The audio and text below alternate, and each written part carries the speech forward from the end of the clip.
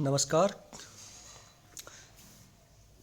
आज हम राजनीति विज्ञान पहले पेपर का आपका पहली इकाई की शुरुआत करते हैं, जिसका आपका नाम है राजनीतिक सिद्धांत।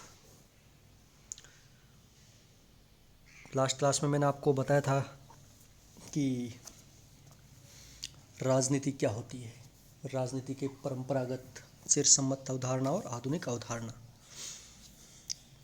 की व्यापक मतभेद के मुद्दों पर समाज के सदस्यों में या संस्थाओं में व्यापक मतभेद के मुद्दों पर आपस में मिल बैठकर जिस भी समस्या का समाधान एक सामूहिक निर्णय के तहत किया जाता है और उसको लागू किया जाता है, उसे हम राजनीति की संज्ञा देते हैं। कोई भी समस्या का समाधान आप मिल बैठकर आपसी समन्वय से करते, उसे हम पॉलिटिक्स की संज्ञा देते हैं।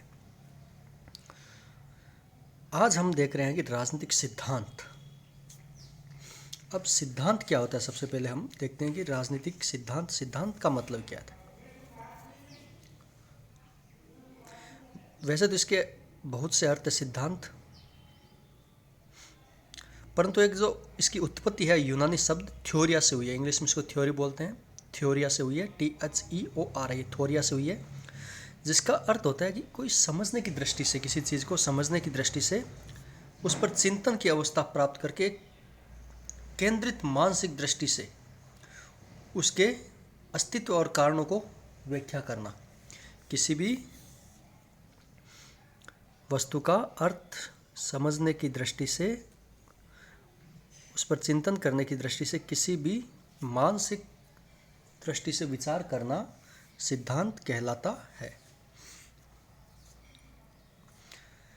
वैसे सिद्धांत शब्द का प्रयोग किसी भी परिदृश्य की सामान्य और अमूर्त रूप से व्याख्या करने के लिए भी किया जाता है।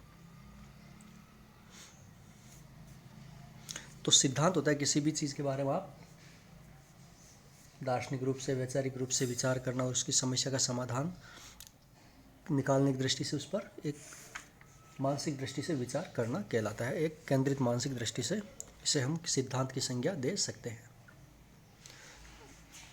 नेक्स्ट हम आगे देखते हैं कि राजनीतिक सिद्धांत क्या कहलाता है। राजनीतिक सिद्धांत, वैसे तो राजनीतिक सिद्धांत को परिभाषित करना एक कठिन काम है, क्योंकि कोई एक सर्वमान्य इसका कोई अर्थ है नहीं और अलग अलग ढंग से इसकी अलग अलग व्याख्याएं होती रही है।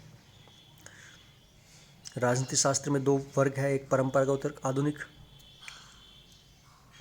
परंपरागत वाले मानते हैं कि राजनीतिक सिद्धांत को चिंतन, दर्शन और परंपरा और विचारधारा आदि का पर्याय मानते हैं, जबकि आधुनिक दृष्टिकोण के विचारक, अनुभववादी विद्वान, उसको अनुभव के आधार पर व्यक्तिगत मूल्य और मानकों को पृथक रखते हुए सिद्धांत का निर्माण करते हैं। कि नहीं, व्यक्तिगत मूल्यों का हमें सिद्धांत में योगदान नहीं होना चाहिए। सिद्धांत ऐसे होना चाहिए जो सर्वव्यापी रूप से हर जगह लागू किए जा सके। सिद्धांत वैसे एक कोई आपको एक आदर्श की स्थापना करता है जहाँ पर हमें पहुँचना होता है। मानव समुदाय को, राज्य को वो काम करना चाहिए के रूप में हम समझ सकते हैं कि ऐसा करना चाहिए। तो आप जैसा देख रहे हैं कि सिद्धांत एक अच्छे राज्य और अच्छे समाज के सिद्धांतों की निष्पक्ष खोज करता है। वहीं दूसरी ओर राजनीतिक और सामाजिक यथार्थ के ज्ञान की निष्पक्ष खोज का भी काम करता है। जो दोनों का एक समन्वय है। एक अच्छा राज्य कैसा होना चाहिए और जो यथार्थताएं हैं उनको अच्छाई में कैसे बदला जा सके, इसका एक समन्वय है राजनीतिक सिद्धांत।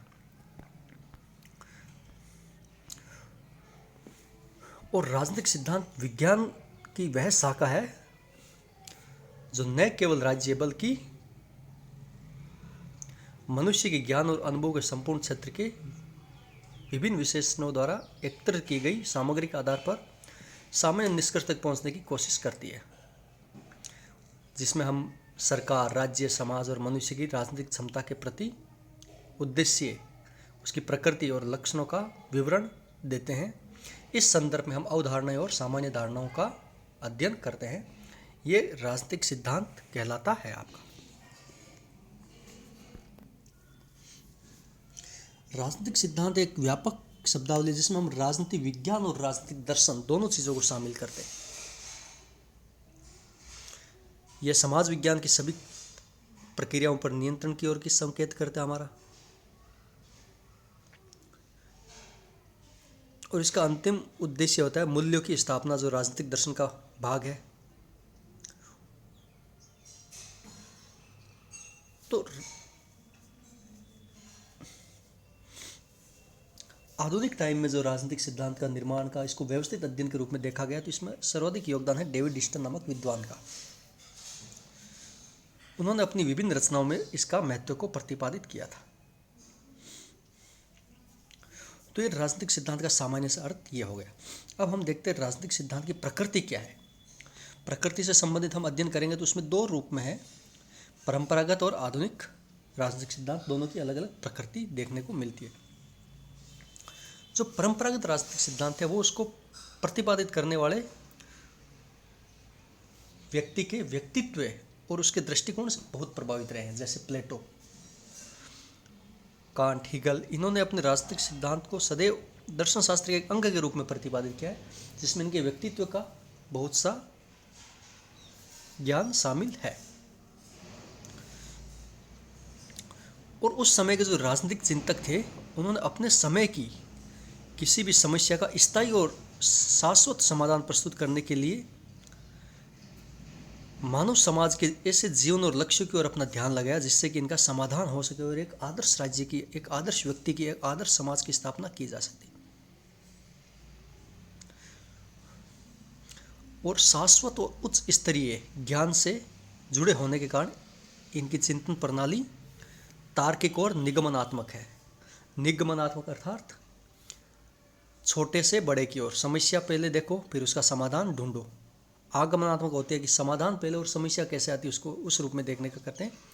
नीचे से ऊपर जाने की पद्धति निगमनात्मक कहलाती है, कि पहले समस्या का अध्ययन, उसके कारणों का अध्ययन, फिर उसका क्या वजह है, फिर उसका समाधान कैसे होगा, इसको निगमनात्मक पद्धति कहते हैं।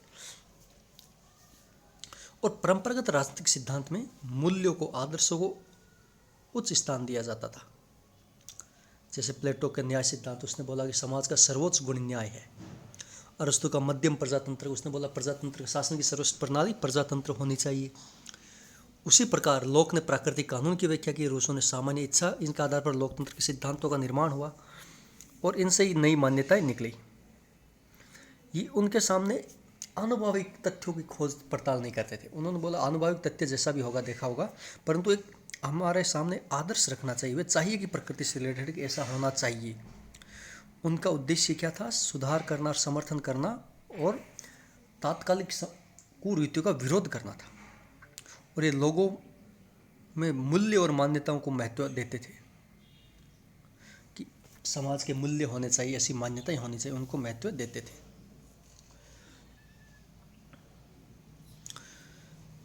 और इन सब विचारकों का आज राजनीतिक विज्ञान में महत्वपूर्ण स्थान है।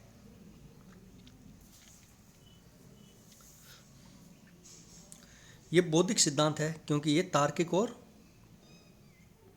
शाश्वत मूल्यों से जुड़े हुए, सत्यों से जुड़े हुए हैं और इसी कारण ये यथार्थ और व्यवहार से अलग है। और इनके निष्कर्ष तथ्य संग्रहण, सत्यापन, सर्वेक्षण जैसी पद्धतियों पर आश्रित नहीं है। इनकी सबसे बड़ी दुर्बलता ये थी परंपरागत राजनीतिक सिद्धांत की प्रकृति की, कि ये मूल्य, नैतिकता और आदर्शों पर विचार करते समय धर्म और दर्शन में डूब जाते थे,